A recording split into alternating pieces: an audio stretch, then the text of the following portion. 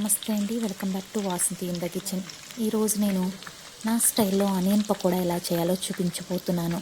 నేను చేసే ఆనియన్ పకోడీ చాలా చాలా బాగుంటాయని తిన్న వాళ్ళందరూ చెప్పారు. అంత రుచిగా చేస్తాను నేను ఆనియన్ పకోడీ. నేను చేసే ఆనియన్ పకోడీ పట్టుకుంటే దూదిలాగా చాలా మెత్తగా ఉంటాయండి. మెత్తటి ఆనియన్ పకోడీ ఇవి. అంతేకాక తింటుంటే చాలా కమ్మనైన రుచితో ఉంటాయి. చూడటానికి కలర్ కూడా న్యాచురల్ ఎల్లోగా ఎంతో అందంగా కనిపిస్తాయి.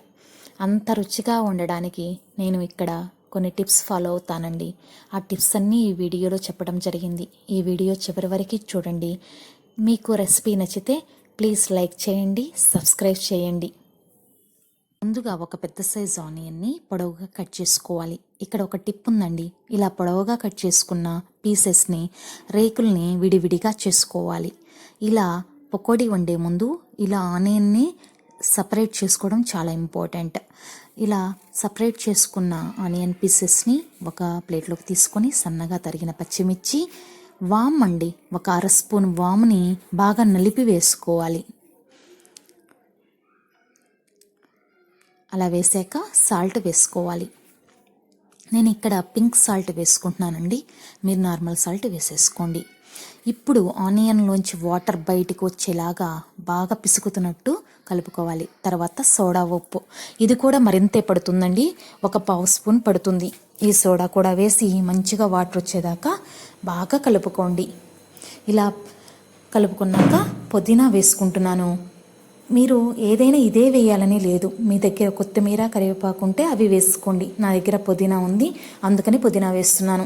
ఏమి వేసినా పిసుకుతున్నట్టు గట్టిగా కలుపుకోవాలి. ఇది మంచి టిప్ అండి.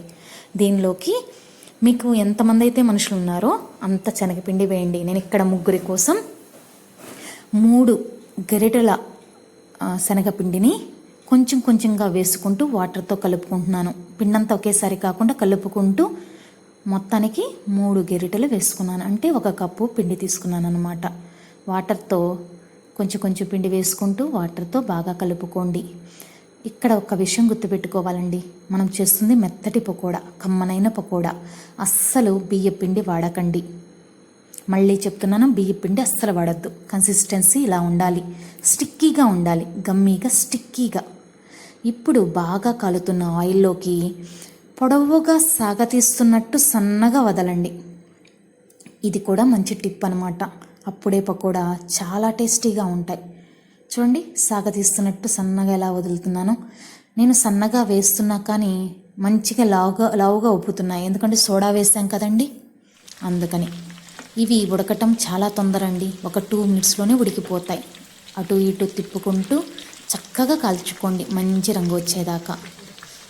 మరీ డార్క్ బ్రౌన్ అక్కర్లేదు, కాలేదాకుంటే చాలా, అప్పుడే స్మూత్గా ఉంటాయి.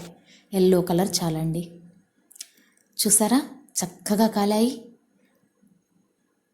నేను చెప్పినట్టుగా పకోడీ చూసారా పైకి తేలుతున్నాయి. ఎందుకంటే పిండి కన్సిస్టెన్సీ అంత చక్కగా కలుపుకున్నాం, స్టిక్కీగా కలుపుకున్నాం కదా. ఇప్పుడు దీన్ని స్ట్రైనర్లోకి తీసుకోవాలి. ఎక్స్ట్రా ఆయిల్ అంతా వెళ్ళిపోతుంది. అస్సలు కొంచెం కూడా ఆయిల్ పీల్చవండి. చాలా దూదిలాంటి మెత్తదనంతో, ఆనియన్తో కమ్మనైన రుచితో ఉంటాయండి. పిల్లలైతే టమాటో కచప్తో చాలా ఎంజాయ్ చేస్తారు. ఈ వీడియో మీకు నచ్చితే షేర్ చేయండి, సబ్స్క్రైబ్ చేయండి. Thank you for watching this video.